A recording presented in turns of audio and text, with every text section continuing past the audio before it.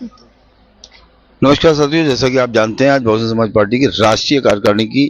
या यूं कह लीजिए कार्यकारिणी में तो कम लोग होते हैं। राष्ट्रीय बैठक थी, जिले के अध्यक्ष से लेके कोऑर्डिनेटर्स से लेके हर प्रदेश के प्रदेश अध्यक्ष सब के सब आज दिल्ली के उस कार्यालय में थे जो कार्यालय बहुजन समाज पार्टी का नया कार्यालय है। इस नए कार्यालय की इस बैठक की कुछ नई चीजें ऐसी हैं जो बहुजन समाज पार्टी में पहली बार हुई हैं और इसी बहुजन समाज पार्टी की उत्तर प्रदेश की तेज तर्रार महिला नेत्री इसलिए कह रहा हूं कि ये महिला इनका आप देखेंगे तो हम समझेंगे महिलाएं हालांकि पुरुषों से भी भारी हैं और प्रदेश में बहुजन समाज पार्टी में अगर 80 लोकसभा सीटों में कोई नाम याद किया जाता है तो वो नाम है इंदु चौधरी का। तो इंदु जी हमारे साथ हैं, बहुत बहुत स्वागत है इंदु जी आपका। बहुत बहुत शुक्रिया कासिम भाई। इंदु जी, आज ये जो बैठक हुई, इस बैठक में सुना कि आपकी मुखिया बहुत इमोशनल हो गई आकाश आनंद को लेके। जी, न केवल आकाश आनंद जी को लेकर के बल्कि बहुजन मूवमेंट मिशन को लेकर के वो काफी भाव विभोर हो रखी थी, क्योंकि उनके नजर में ये बातें हैं कि जिस संघर्ष को यहाँ तक माननीय कांशीराम लेके आए और जिस प्रकार से उस संघर्ष को 1977 से लगातार माननीय बहन जी भी साथ में उनके कदम से कदम मिला करके चली, अपना परिवार नहीं बसाया, हाँ शादी नहीं की और घर छोड़ दिया, पिता का घर छोड़ दिया और लगातार मिशन मूवमेंट के लिए चलती रही। और आज जब ये 4 बार उत्तर प्रदेश में सरकार बनाई तो क्या वजह है कि हम पिछले 13 साल से सरकार से शासन सत्ता से दूर हैं। तो अब कार्यकर्ताओं में अगर जोश भरना है तो निश्चित रूप से माननीय बहन जी को अपने संघर्षों को बताना पड़ रहा है। तो ये हम लोगों के लिए भी एक बहुत भावुक वाला एक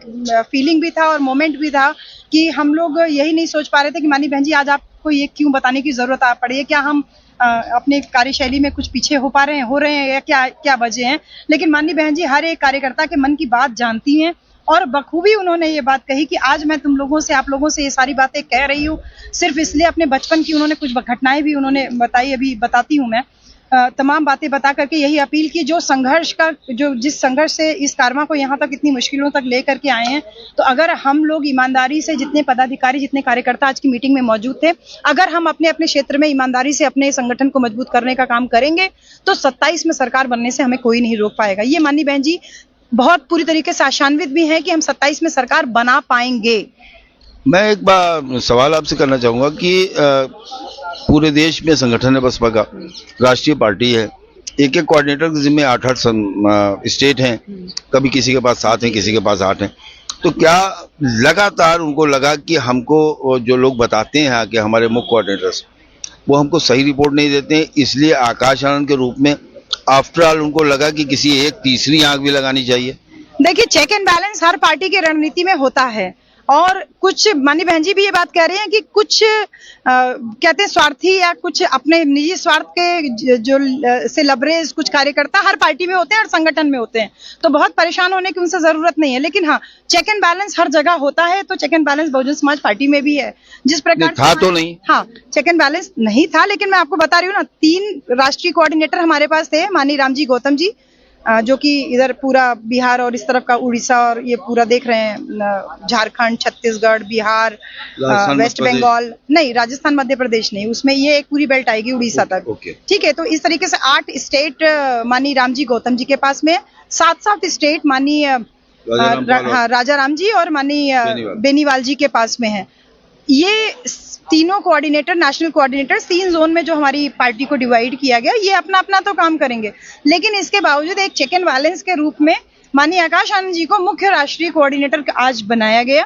वो ये जो सारे स्टेट कोऑर्डिनेटर्स की रेगुलर मीटिंग होती रहेगी, अपना पूरा समय वो 2-2 दिन 3-3 दिन अपने हिसाब से वो डिवाइड करके इन सभी स्टेट कोऑर्डिनेटर्स के साथ कोऑर्डिनेट करके उन्होंने स्टेट की समीक्षा बैठक करेंगे, जिससे कि कोई भी पार्टी के जो पदाधिकारी हैं, जैसे हम मंडल कोऑर्डिनेटर हैं, इस तरीके से जोनल कोऑर्डिनेटर, तमाम जो अलग अलग स्टेट्स में अलग अलग तरीके से पद के द्वारा डिवीजन जो किया गया है, वो लोग डायरेक्टली संवाद कर सकते हैं हमारे मुख्य नेशनल कोऑर्डिनेटर से। जब संवाद करेंगे तो निश्चित रूप से उनकी कुछ समस्याएं होंगी, वो वहां तक पहुंचेंगी। हो सकता है कि कुछ अपने व्यक्तिगत या किसी भी कारणवश आप वो बातें नहीं कह पा रहे हैं जो आपके मौजूदा राष्ट्रीय कोऑर्डिनेटर हैं, लेकिन उम्मीदों का आकाश ने नई उम्मीद जगाई है, तो जब वो कनेक्ट करेंगे तो जनता अपने आप को वैसे भी ज्यादा कनेक्टेड उनसे फील कर रही है। तो ये चेक एंड बैलेंस की एक रणनीति के तहत माननीय आकाश आनंद जी को मुख्य राष्ट्रीय कोऑर्डिनेटर बनाया गया है और हमें लगता है कि इसके भी बहुत ज्यादा अच्छे परिणाम आपको 27 के चुनाव में उत्तर प्रदेश में और अभी हाल ही में जो बिहार का चुनाव है उसमें भी देखने को मिलेंगे। बिहार के अतिरिक्त उत्तराखंड और पंजाब में भी चुनाव है,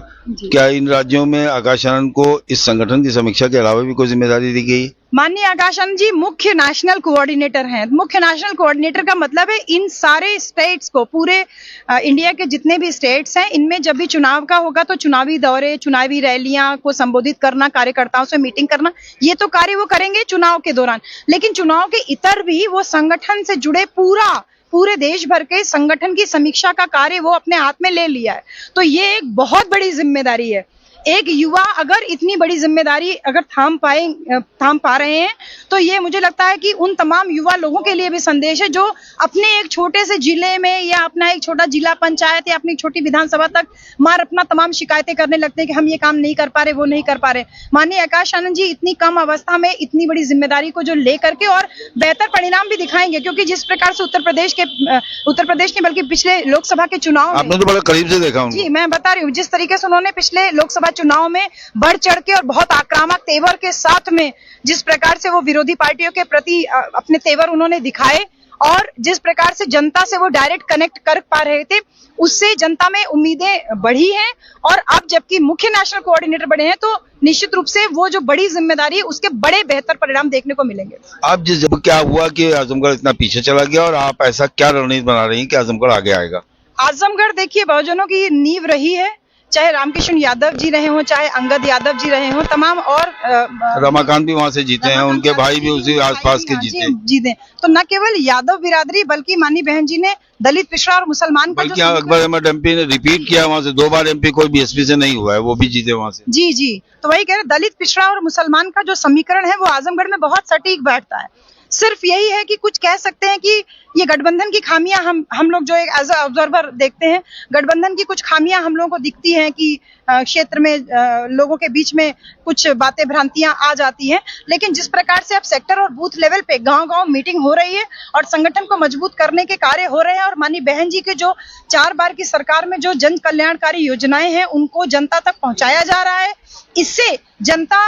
भी अपने आप को माननीय बहन जी से कनेक्ट कर पा रही है, बहुजन समाज पार्टी से कनेक्ट कर पा रही है और संगठन को भी मजबूती मिल रही है, क्योंकि युवा दौड़ करके तेजी के साथ में न केवल माननीय आकाश आनंद जी को देख रहा है बल्कि बहुजन समाज पार्टी को उस राष्ट्रीय पार्टी की हैसियत से देख रहा है कि ये जो रुतबा है ना,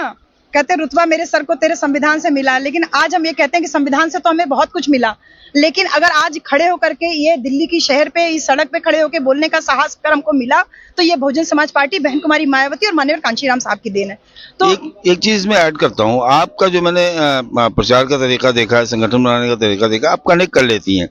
आप साथ में रोटी खाने लगती हैं, आप उनके साथ में जो बात है पलंग बिनने लगती हैं हिस्सा के। तो अब जो है मुस्लिम समाज के लोग या पिछड़े समाज के लोग क्या कहते हैं कि अखिलेश यादव ने या कांग्रेस ने हमको ठग लिया,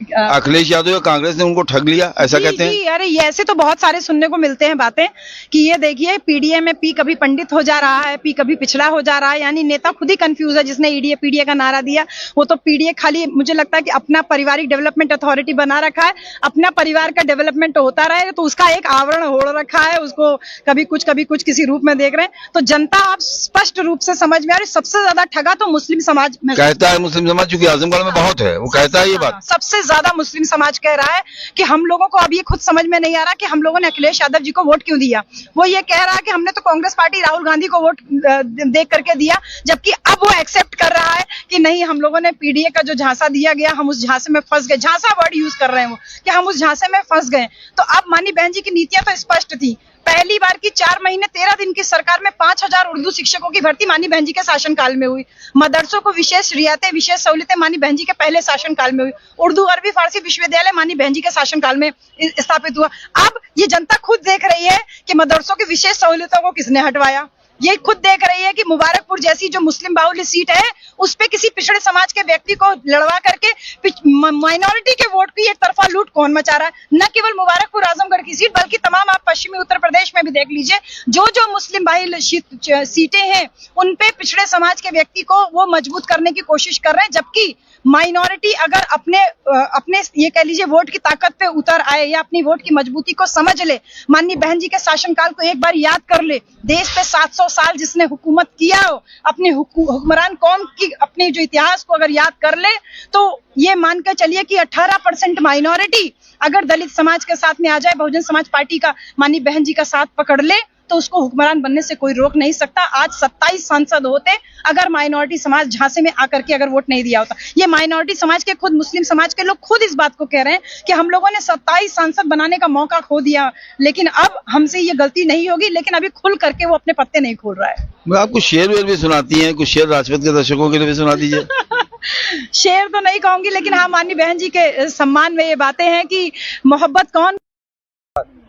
मोहब्बत कौन करता है, सियासत कौन करता है। मोहब्बत कौन करता है, सियासत कौन करता है, हमें मालूम है हमारी हिफाजत कौन करता है। अरे मान्यवर कांशी राम साहब के बाद माननीय बहन जी ने बचा रखी है बहुजनों की लाज, वरना सभी टुकड़ों पे पलते हैं। यहाँ बगावत कौन करता है, यहाँ बगावत कौन करता है।